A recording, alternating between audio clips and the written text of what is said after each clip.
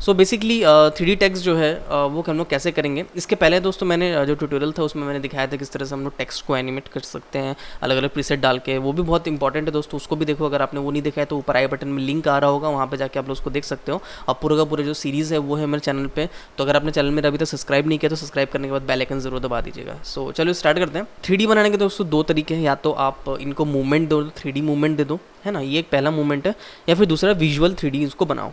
ठीक है, ये दो ही तरीके होते हैं जिससे कि आप किसी भी लेयर को 3D बना सकते हो, है ना। अब मैं क्या करूँगा, यहाँ पे आप लोगों को छोटा सा एग्जांपल दिखाता हूँ किस तरह से मैं इस टेक्स्ट लेयर को 3D टेक्स्ट में कन्वर्ट कर सकता हूँ, है ना। अब अगर मैं लेयर को सिलेक्ट करता हूँ, कोई भी लेयर हो, ज़रूरी नहीं कि ये टेक्स्ट लेयर हो, कोई भी लेयर हो, यहाँ पे एक छोटा सा ऑप्शन आपको दिखेगा, देखो यहाँ बॉक्स का, दैट्स कॉल्ड 3D, है ना। अगर आपको नहीं दिख रहा तो यहाँ पे टॉगल जाके स्टेप से क्लिक करोगे तो यहाँ पे जो है यहाँ पे आ जाएगा। तो जैसे मैं इस पर क्लिक कर दो दोस्तों, यहाँ पे देखोगे कि ये 3D में कन्वर्ट हो गया। यहाँ पे तीनों एक्सेस हम लोग को दिख रहे हैं, एक्स में भी हम लोग उसको मूव कर सकते हैं, वाई में मूव कर सकते हैं, और जेड में भी मूव कर सकते हैं, यानी आगे पीछे। ठीक है, तो ये जो है बेसिकली ये 3D लेयर जो है वो बन गया है अब यहाँ पे। और अब अगर मैं चाहूँ कि इसको मूव करना है, मतलब मुझे रोटेट करना है, तो रोटेट भी मैं कर सकता हूँ। लाइक कैसे, मैं प्रेस करूँगा आर, और यहाँ पे देखोगे जैसे मैं आर में जाऊँगा रोटेशन पे, तो यहाँ पे 3 रोटेशन मेरे को आ जा रहा है, ओरिएंटेशन है, रोटेशन, ये 3 रोटेशन मेरे को यहाँ पे दिख रहा है। एक्स रोटेशन हम लोग करेंगे तो देखो इस स्टेप से रोटेट हो रहा है, ठीक है, 3D रोटेशन जो है वो यहाँ पे मिल रहा है। वाई रोटेशन मतलब इस स्टेप से रोटेशन हो रहा है, और जेड रोटेशन मतलब ऐसे रोटेशन हो रहा है।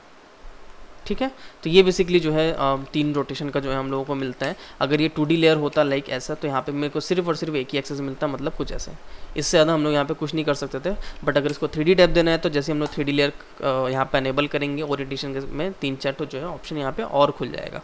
ठीक है, अब जो है अगर हम मुझे चाहिए कि एनिमेट की ये कुछ लाइक एक्स एक्सिस में एक बार देख लेता हूँ, हाँ, कि ये ऊपर रहे कुछ ऐसे। ठीक है, तो यहाँ पे मैं की लगा दिया, फिर जाता हूँ 1 2 3 4, और इसको मैं कर देता हूँ कुछ ऐसे 1 2 3 4, फिर इसको ऐसे 1 2 3 4, फिर इसको ऐसे 1 2 3, फिर इसको ऐसे 1 2 3, फिर इसको ऐसे 1 2 0। ठीक है, अब अगर मैं इसको प्ले करूँगा तो देखो किस स्टेप से दिख रही है। ठीक है, तो आपने देखा हो किस स्टेप से यहाँ पे फ्लिप वाला इफेक्ट दिख रहा है। सपोज ऊपर से कुछ प्लेट है, उसको मैंने ऊपर से नीचे छोड़ दिया, है ना।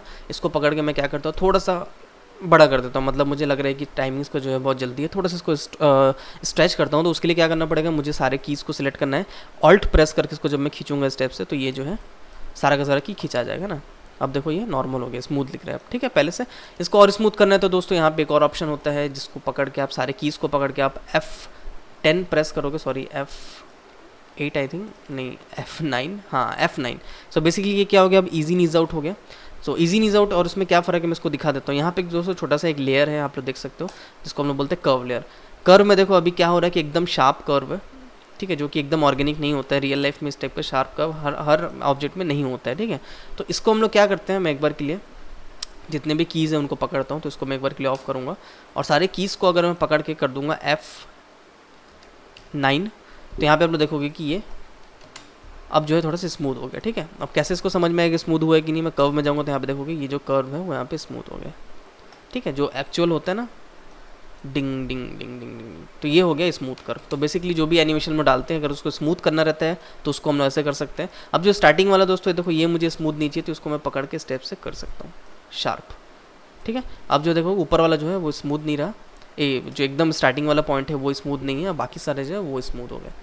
ठीक है, तो दोस्तों एनिमेशन जो लोग करते हैं उनको पता है कि कर्व जो है वो बहुत इंपॉर्टेंट है। कर्व के थ्रू ही हम लोग जो है हर एक चीज़ जो है हम लोग डिसाइड करते हैं कि जो एनिमेशन है वो स्मूथ हो रहा है कि नहीं हो रहा है, सही से हो रहा है कि नहीं हो रहा है। इसके पहले ऐसा कर्व था जैसे कि मैंने आपको बताया, तो वो जो शार्प कर्व होता है वो कभी भी रियलिस्टिक एनिमेशन हम लोगों को नहीं देता है, उसके लिए हम लोगों को हमेशा स्मूथ कर्व भी होना पड़ता है ना। इसके साथ साथ दोस्तों देखो यहाँ पे कुछ कुछ ऑप्शंस और दिए हुए रहते हैं। सो लाइक मैं इसको राइट क्लिक करता हूँ यहाँ पे जाने के बाद, और की फ्रेम असिस्टेंट यहाँ पे अगर कर दूंगा मैं सॉरी, पहले जैसे कर्व यहाँ पे स्टेप से था। ठीक है, अब राइट क्लिक करके मैं जाऊँगा की असिस्टेंट, यहाँ पे कर दूंगा ईज इन ईज आउट, तो देखो ये जो है स्मूथ कर दिया। सेम इसको भी कर दूंगा, सॉरी फिर से मैं क्लिक करता हूँ, और फिर से मैं जाऊँगा की फ्रेम असिस्टेंट, तो ईज इन मतलब इन वाला भी जो है वो भी स्मूथ हो गया, और आउट वाला भी जो भी स्मूथ हो गया ना। अगर आपको चाहिए कि नहीं इन जो है वो एकदम शार्प हो, आउट जो है वो एकदम स्मूथ हो, तो आप स्टेप से रखोगे। अगर आपको लगता है कि और स्मूथ चाहिए तो इसको आप ऐसे भी खींच सकते हो। तो अब जो है एनिमेशन थोड़ा सा जो है अलग हो जाएगा यहाँ पे। ठीक है। तो ये दोस्तों देख देख के समझ में आता है, जैसे आप एनिमेट करते जाओगे वैसे वैसे आपको जो है समझ में आता जाएगा किस स्टेप से एनिमेशन करना है नहीं करना है। और ये कर्व जो है, ये कर्व बहुत इंपॉर्टेंट है। अगर आप 3D एनिमेशन पहले किए हो तो आपको पता होगा कि ये जो कर्व है, कर्व ही मेन है जिसको देख के हम लोग को समझना पड़ता है कि एनिमेशन मेरा कैसा हो रहा है और नहीं हो रहा है। ठीक है, कर्व स्मूथ, सिंपल सा समझ लो, कर्व स्मूथ तो मतलब एनिमेशन स्मूथ, कर्व अगर हार्ड है तो मतलब एनिमेशन भी हार्ड है। ठीक है, अभी आपके ऊपर डिपेंड करता है कि आप जो भी बना रहे हो वो आपको हार्ड एनिमेशन चाहिए कि स्मूथ एनिमेशन चाहिए, इट्स अप टू यू, है ना। तो इसको बेसिकली इतना ही मेरे को दिखाना था इसमें, और एनिमेशन में बहुत ज़्यादा कुछ नहीं है। बस यहाँ पे 3D में दोस्तों, यहाँ पे जैसे कि मैंने आपको बताया कि यहाँ पे 3D मूवमेंट जो है वो हम लोग इसमें दे सकते हैं। तो दोस्तों ये तो हो गया मूवमेंट वाला जूम। अब जो है दोस्तों मैं दिखाने वाला हूँ आप लोगों को किस तरह से हम लोग जो है इसमें विजुअल वाला जो है 3D इफेक्ट है वो हम लोग कैसे डालेंगे वो मैं दिखाने वाला हूँ। तो सिंपल आपको कुछ नहीं करना, सबसे पहले आपको ट्यूटोमीटर जो भी आपके पास लेयर है उसको पकड़ना है और इसके जाना है कैरेक्टर टैब के अंदर। यहाँ पे जाने के बाद आपको जो है इसको 0 कर लेना है। तो इससे क्या हुआ कि जो मेरा स्ट्रोक था वो स्ट्रोक यहाँ पे हट गया है और अब जो है इसमें मैं वर्कआउट कर सकता हूँ।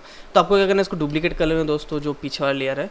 अब जो हम लोग को वर्क करना है वो पीछे वाला लेयर है, नहीं जो नीचे वाला लेयर है उसमें वर्क करना है। ऊपर वाले को आप हाइड कर सकते हो। ठीक है, अब यहाँ पे जाना है, इसके अंदर यहाँ पे जाओगे इफेक्ट एंड प्रीसेट, यहाँ पे जाके आपको लेना है रेडियल CC रेडियल ब्लर। ठीक है, अब CC रेडियल ब्लर जैसे मैं इसमें डालूंगा, पुटअप करूँगा तो यहाँ पे देखोगे कि 2-3 टाइप के अलग अलग टाइप के ऑप्शंस हैं यहाँ पे, कैसा आपको ब्लर चाहिए। और यहाँ पे अमाउंट को जो है मैं थोड़ा सा बढ़ा देता हूँ। बाय डिफ़ॉल्ट स्ट्रेच है या फिर आपको हो सकता है कि स्ट्रेट जूम हो, तो स्ट्रेट जूम हो तो भी चल जाएगा, और फेडिंग जूम रखोगे तो भी चलेगा। ठीक है, इट्स अप टू यू जैसा आपको रखना है।